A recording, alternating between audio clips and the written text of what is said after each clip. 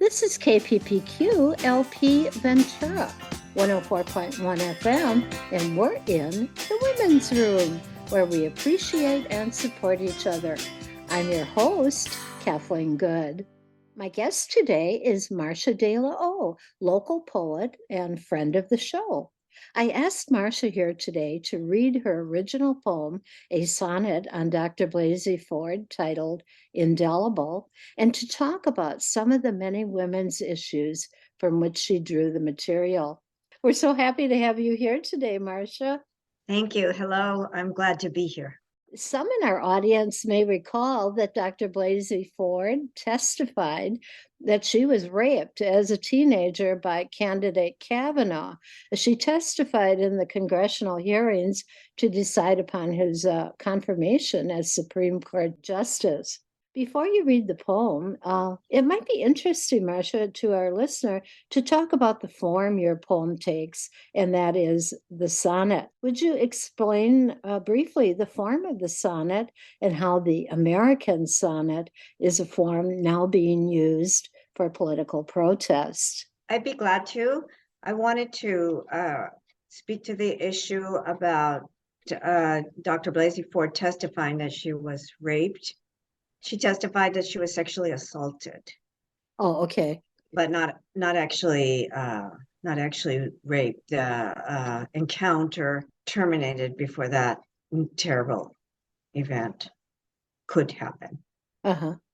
And now to go to the sonnet. The sonnet is a 14-line poem that came into prominence during the Renaissance, originally from Italy, and then it was imported into England.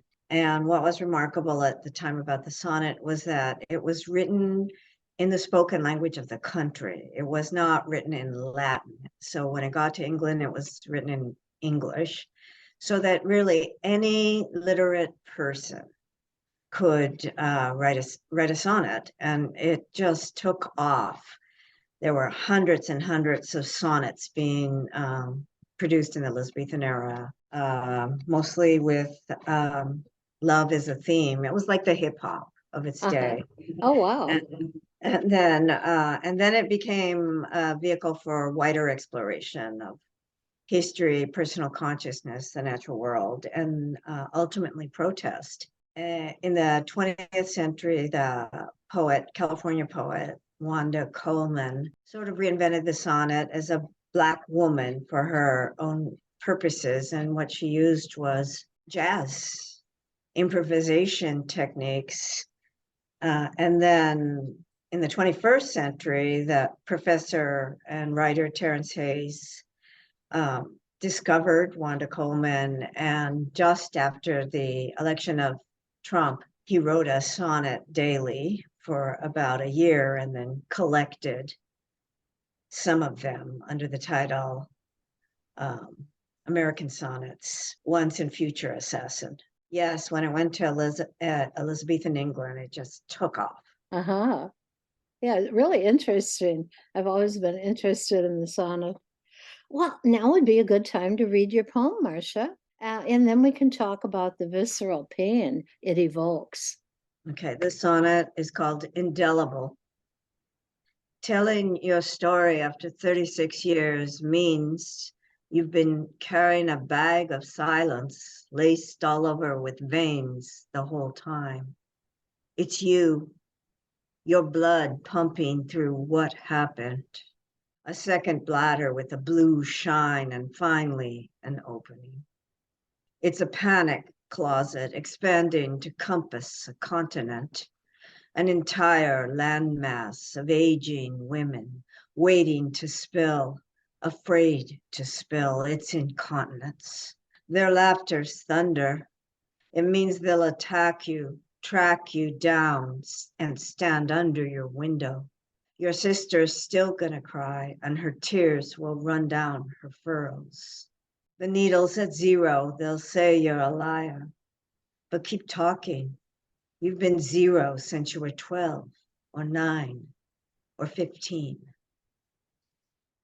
What a powerful poem.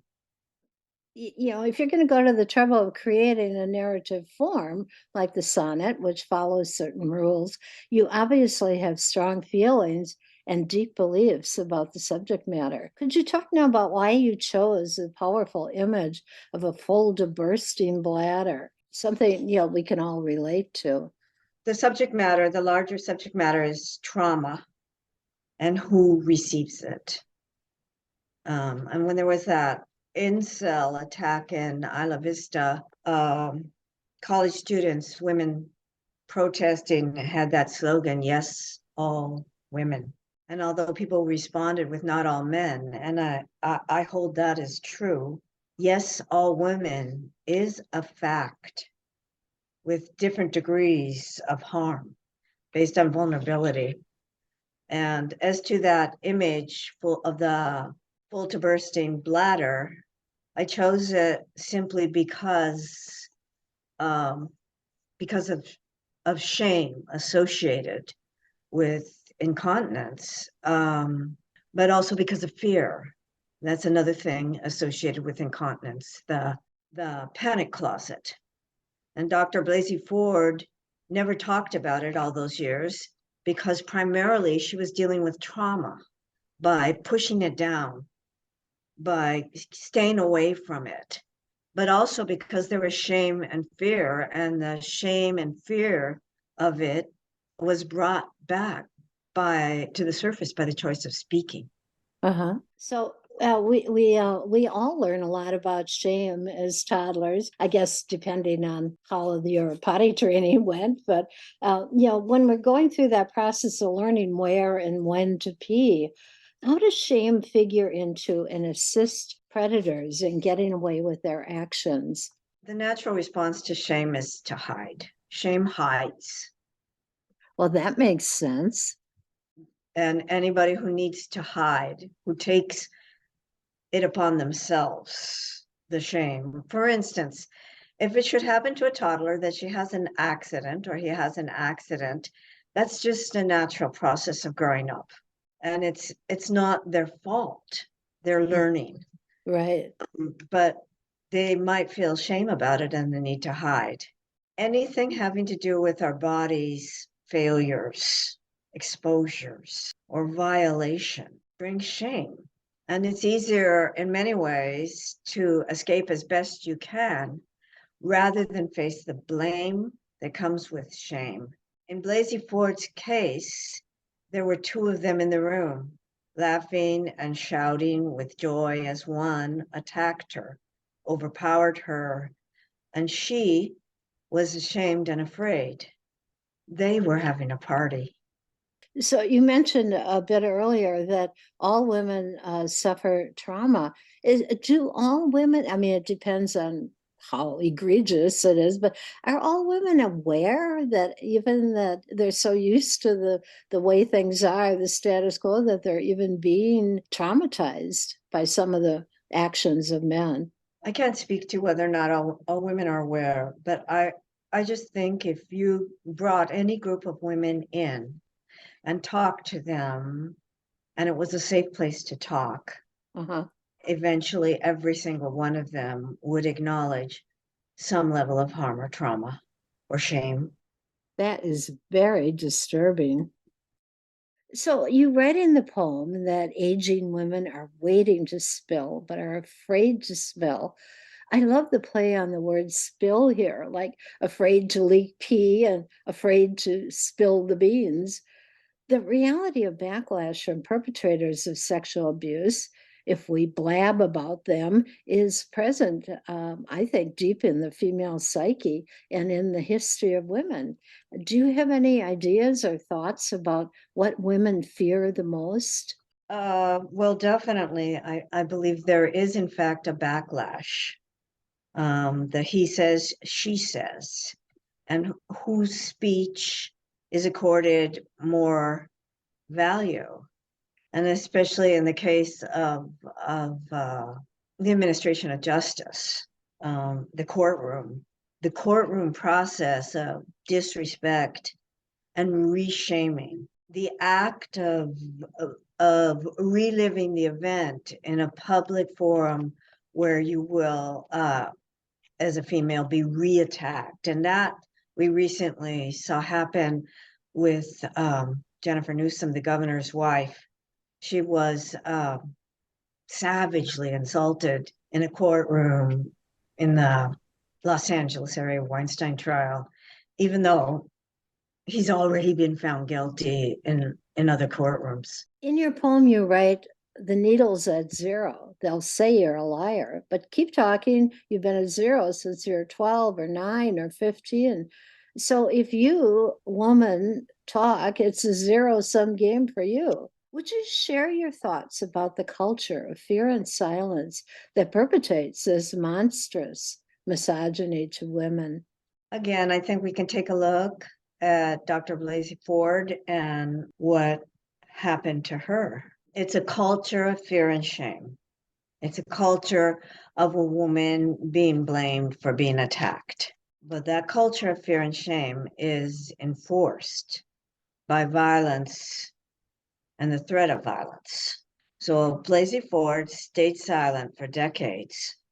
I mean, she did tell her therapist at some point, she mentioned it to her husband, but she always found it so difficult to speak about because she had to relive the trauma. In the interests of the public good, she strongly felt that Kavanaugh should not be confirmed. And she knew that it would be a political mess, that her story would be spotlighted, questioned. And above all, she also knew that her family would be at risk. And her family was put at risk. There were many death threats. There was her and her family leaving the house, going into hiding. There was a time when she was not working because she did not feel safe doing that, and they did not want her there knowing that she was not safe. So she took this giant risk. She paid the price of that. And then she was unsuccessful. What she wanted to do was just to say, this man should not be making decisions for our nation at this level. And especially for women. Yeah, especially for women. And we know that of only 2% of the rape cases ever make it to trial. They're very difficult to prove. It's often one person's word against another. And the woman can expect to be re-traumatized and disbelief. And that's when you think about that, that's for the women who report it.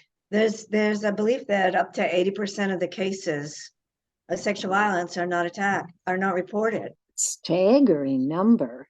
Because the women just don't believe there's a pathway for them to justice.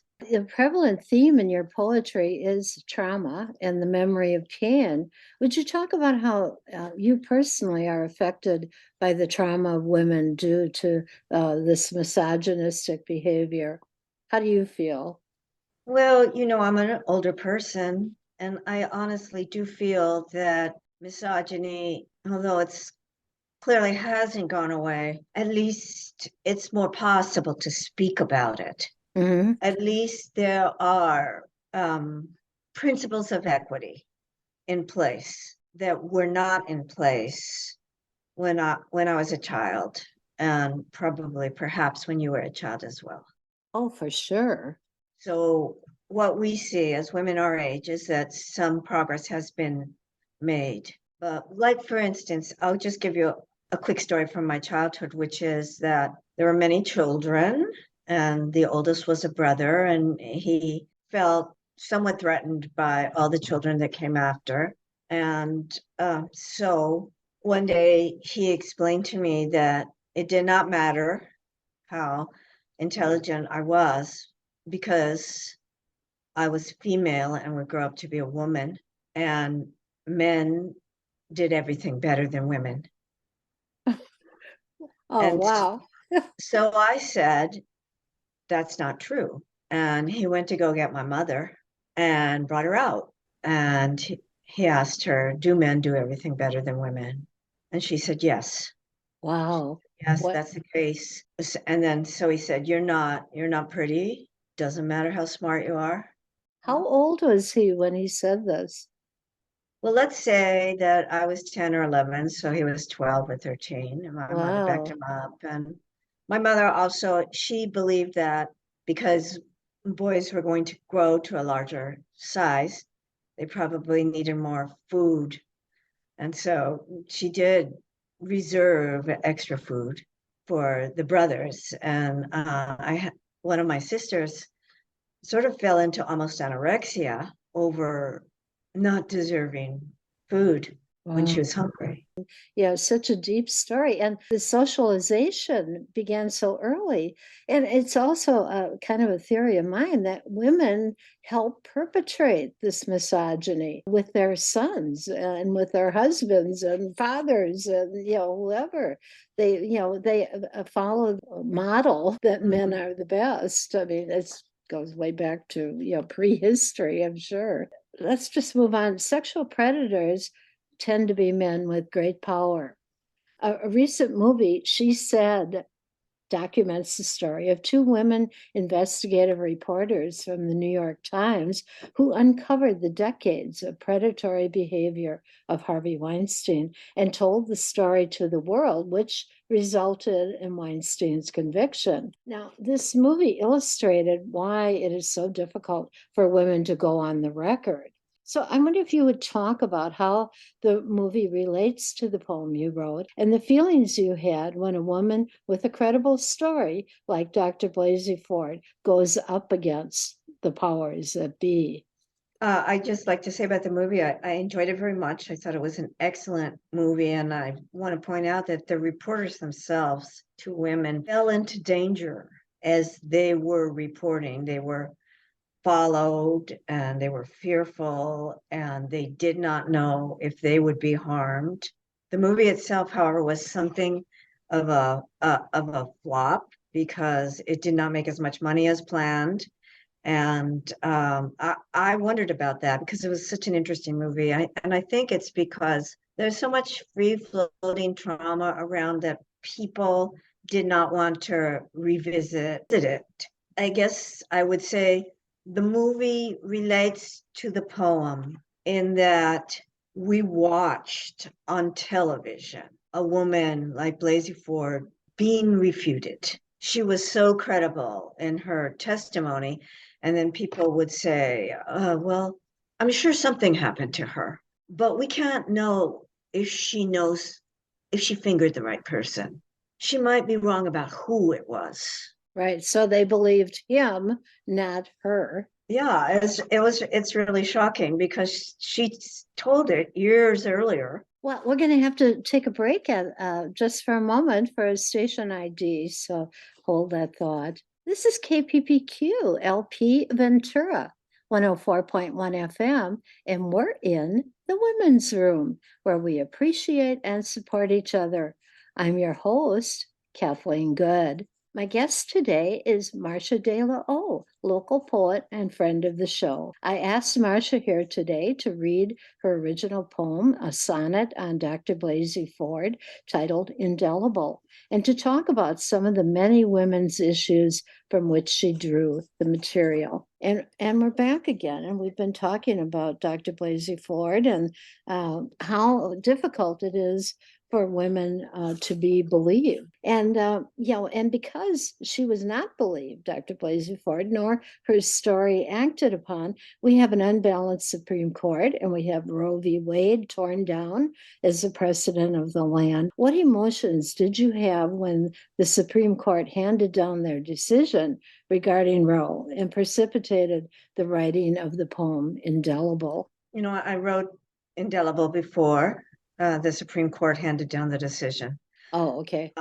However, in terms of my emotions, I was shocked. I knew that it was probably coming. I understood that Kavanaugh was lying when he said he considered it settled law, and lying when he told the senator from Maine that he did not intend to overturn Roe v. Wade. to take away a constitutional right that have been in place for 50 years. How often does a constitutional right be taken Well, I away? just read somewhere that this is the first time in history, or at least our history, that a right was actually taken away. There was a leak, and we heard that this is going to be the decision, but we all hoped, yeah, maybe from the reaction, that maybe this would change. Maybe somebody would change it before they actually came out, or at least that's the way I felt. So Dr. Blasey-Ford kept silent for 36 years because she was afraid. Put us in the picture about the fear of women in a worldwide network of protection for sexual predators. I know we touched on this a bit, but how does this silence the voices of women? I think if everywhere it is commonplace that such a thing happens, it becomes internalized, as normalized. And in particular, when you look at some of the major religions of the world, they give greater power and self-determination to men and lesser self-determination, power, and worth to women. And that, I think, leaves the door open for abuse. And the fact of impunity always creates more abuse. Yeah, could you expand on that a little? If people know that there are no consequences for an action, the actions happen over and over. And I'm speaking, for example, the Border Patrol. If there's no consequence for the Border Patrol, angry Border Patrol man walking up to the fence, putting his gun through the slat and firing randomly at a 16-year-old boy walking home from class, then the entire group of them have been told that it's okay to shoot. And that's what we're grappling with the police and guns. When should the gun be out? How often should the taser be used? Is there a consequence, or do you have immunity? Because when there is impunity, there is violence. Wow. Well, let's just go off the track just a bit, though, to talk about the many manifestations of misogyny. Now, why is it so important that women have a choice in the matter of childbearing? Now, I mean, this is very related because the testimony to try to stop a judge who might vote against Roe, wasn't believed, so it happened. So, what are a few of the horror stories that occur when there's an anti-abortion law? How does this relate to the right of all women to have reproductive health care? If there's an anti-abortion law, what is lost is autonomy, personal autonomy over the most intimate part of your body and your choices. I believe it's wrong to force a woman to have an abortion if she wants to bear a child, just as it is wrong to deny a woman who cannot bear a child for whatever reason, to deny that woman an abortion. It's too personal a decision. Your own body builds the embryo. And there's plenty of horror stories, and they're multiplying. All the exceptions that are put in place, exception for rape and incest, exception for serious fetal abnormality, exception for the life of the mother. They're all good and well, but if doctors themselves feel like their life's work might be put at risk, or they might be criminally charged, they are very reluctant, very, very reluctant. And of course, the burden is heaviest on people who don't have the means to go to another place. And this is for women. Some women are carrying non-viable fetuses and dangerous potential sepsis for the woman. And they have to act to even save their own life. And now we're in this position where that can happen, where a woman can lose her life because of what the Supreme Court did. It's so dangerous. So, the Me Too movement made it possible for many women to tell their stories. But what about the conviction rate? There have been a few high profile convictions because their behavior, like Weinstein, was so egregious. But are most sexual predators ever brought to justice? Asks Mary McNamara, a Pulitzer Prize winning columnist for the LA Times. In her article of November 23rd, 2022, just last fall, Ms. McNamara says she is haunted by all the Me Too testimonies that are left untold. She still gets so many messages from women about abuse, harassment, or violence that the staff has begun to select only the worst, those that are as bad as Weinstein's. Could you speak to this, if you will? Yes, of course. The Weinstein case involved famous women. And as we noted from the movie, the work of New York Times reporters. So these are women with power. And together, after the dam broke, these women began to feel empowered enough to tell. But women with less power have no recourse. Yes, and it's always re-traumatizing. Right, right. And then having told it, nothing happens. No wonder Mary McNamara. So she feels guilty about all these women. And, there's so little that can be done. Speaks to how widespread the problem actually is. Right, right. Well, I think personally we have to just keep telling our stories until women are heard and believed, and or things just go on as usual with cover-ups and settlements and silencing. Do you see it the same way? And do you have any thoughts about how misogynistic attitudes can be changed? I think misogynistic attitudes can be changed, of course, by laws, of course, by acknowledgement, of course, by what you said, telling and bringing up children, teaching our children that boys and girls are equal and that we all of us have the right to the personal safety of our bodies. Right. I mean, your personal story of your mother agreeing with your brother's boast, really, I mean, women really need to be re-educated too, I think. But that is a topic for another story and another interview.